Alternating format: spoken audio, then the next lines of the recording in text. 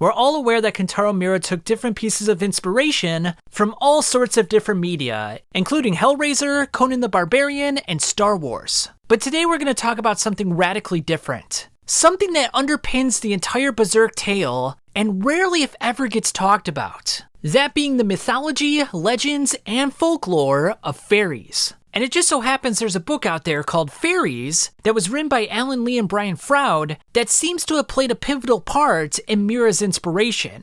I mean, when we go through these several bits of information, you're going to be saying to yourself, my god, the similarities are great and numerous. But without further ado, let's get into the book itself. Now, the first passage goes as follows. Norse mythology relates how the maggots emerging from the corpse of the giant Ymir transform themselves into the Light Elves and the Dark Elves. Light Elves, living in the air, are benign, happy creatures. But the Dark Elves, whose domains are the underground regions, are swarthy, evil, and blighting. And this ties into Berserk really well. If we think about Elfhelm, the fairies on the top of the island were light, happy, and cheerful. There weren't as many barites on the surface, which meant there were no burdens weighing people down. In fact, they could float in the air. Whereas beneath the surface, everything felt very dark and heavy. We saw Vuvapa and Hanar down there, beings that were very put-offish and a little bit rude in a way. Now, in one of my previous videos, I talked about the Barites, and I thought that they might be the main influence behind the eclipse and the astral world, at least the dark side of the astral world. And so the Barites in this fashion might be the inverse of the fairies. Fairies like Puck and Ivalera bring good fortune and cheer, whereas the Barites, these dark spirits, the dark fairies if you will, bring only death and misery. In the next passage, there are many rural elf types who make their homes in the forest. Or sometimes, more specifically, adopt a tree to such an extent that the fairy and the tree become more or less synonymous. And this makes a lot of sense because all the elves and fairies on Elfhelm became synonymous with the giant tree. And when the giant tree got destroyed, they all disappeared into light. In the flashback of Guts' earlier life, we learned about Cheech and how she was attached to a flower. And when that flower withered away, she withered away as well. This might explain why Puck and Ivalera didn't disappear with the rest of the fairies on Elfhelm. Perhaps they had become attached to human beings. Guts for Puck, and Shirka for Ivalera. They have almost become one in one with their spirit. Now in the next passage, we're going to talk about dwarfs. Now dwarfs are short but powerfully built, are generally bearded and aged in appearance. Although this is because they reach maturity when only 3 years old. And as it just so happens, they make arms, armor, and artifacts which are often endowed with magical properties. Very similar to Hanar, who ended up building the Berserker armor and Skull Knight's suit.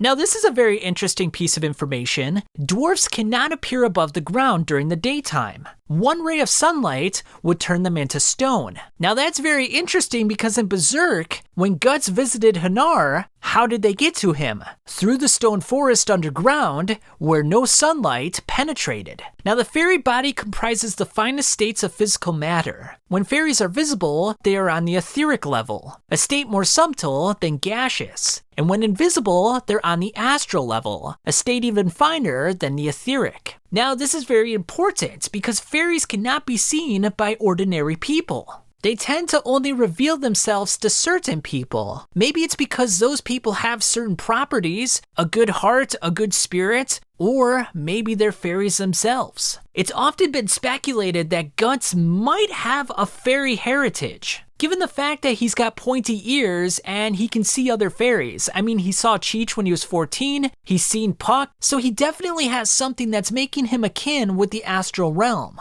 Now, their normal state is a pulsating sphere of light with a bright nucleus. But when this condenses and they materialize on the etheric level, they use a collective consciousness as a blueprint for their form. In this way, form is determined by imitating elements of plants and animals, or by using a traditional mold. Now, I thought this was kind of fascinating because we know throughout the manga that Puck can manipulate his appearance. It's usually used for comedic relief, but maybe Miura is trying to pass on a greater message. Maybe he's trying to convey the idea that fairies can manipulate their bodies at will. In another passage, fairies are believed to be fallen angels, or the heathen dead, not good enough for heaven, but not evil enough to find a place in hell, compelled to live forever in between the twilight regions, the Middle Kingdom. And this kind of supports my whole hypothesis that there's good fairies and bad fairies. In addition, it's really interesting that they said that the fairies live in between.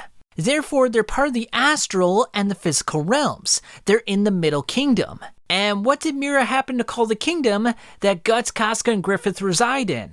Midland. In addition, fairies have the ability to render themselves visible or invisible to the mortal eye. So they could be simultaneously visible to one person, whilst invisible to another. Now we move on to the Kelpie. And in Scotland, it's a water fairy, although it sometimes appears in the guise of a hairy man. Now, we didn't see that in Berserk. What we saw was the representation as a young horse, which is the most common form of a Kelpie. The Kelpie haunts rivers and streams, and after letting unsuspecting humans mount it, will dash into the water and give them a ducking. And here's a picture of a Kelpie, so pretty interesting stuff. And we definitely saw Kelpies in Enoch Village, so definitely a resemblance there. Now the next image that we have here is a Foca. And I'm sure a lot of you are going to recognize this. It looks very similar to a character we saw in Berserk, specifically the goat-headed god in the Conviction arc. You know, the one with the snake penis? Now apparently the Poca or Puka is one of the most ancient fairy creatures of Ireland, and is also known as Puck or Pook, which is kind of interesting. Now apparently late at night, they would terrorize the countryside, sneaking up behind travelers and pushing between their legs, taking them for a wild and terrifying midnight ride. Now, the way that Mira portrayed this, it turned into a sex cult, which you could argue they're essentially taking each other for terrifying midnight rides, just kind of in a different context. But yeah, very interesting stuff. Now apparently if you eat primroses, you can make the invisible visible. And so this is a surefire way of seeing fairies. Now this relates to Berserk because if you remember, the main hall that they had the celebration at after they won the victory against the Tudor army was Primrose Hall. So I'm guessing that Mira just didn't pluck this name out of anywhere. You know, he had a specific reason for putting it in the manga. We of course have Puck, which was made famous by Shakespeare, being one of the most mischievous, shape-shifting hobgoblins.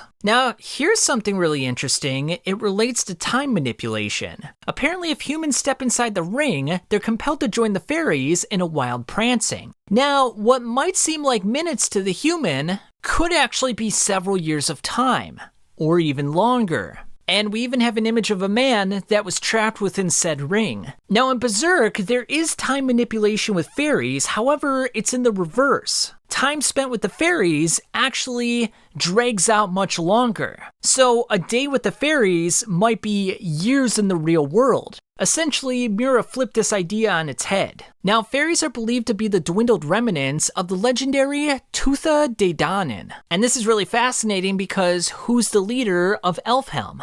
It's Danann. Now, according to legend, they had control over the weather and elements, and they had the ability to shapeshift themselves and other things. And the various mages in Berserk have shown that they have the ability to control the weather. Shirka created a great deluge in Enoch Village, and Gedfring was shown to make it rain. I'll make it rain all day long. And the last thing that I wanted to talk about was the will-o'-the-wisp. Now, there's not really a satisfactory explanation of the phenomena, but it's a curious light resembling a flame that is sometimes seen flashing in the distance, and it sort of reminded me of the Moonlight Boy. He's often shown as light, a flaming light that is. And it's very mysterious and cryptic, and he just kind of shows up on random full moons. Like, there's really not much explanation as to why he comes. So I hope you found this video interesting, guys. Again, the book is called Fairies. It was written in 1978, and it's only 200 pages long, so definitely go check it out. Otherwise, thanks for watching, and I'll catch you on the flip side.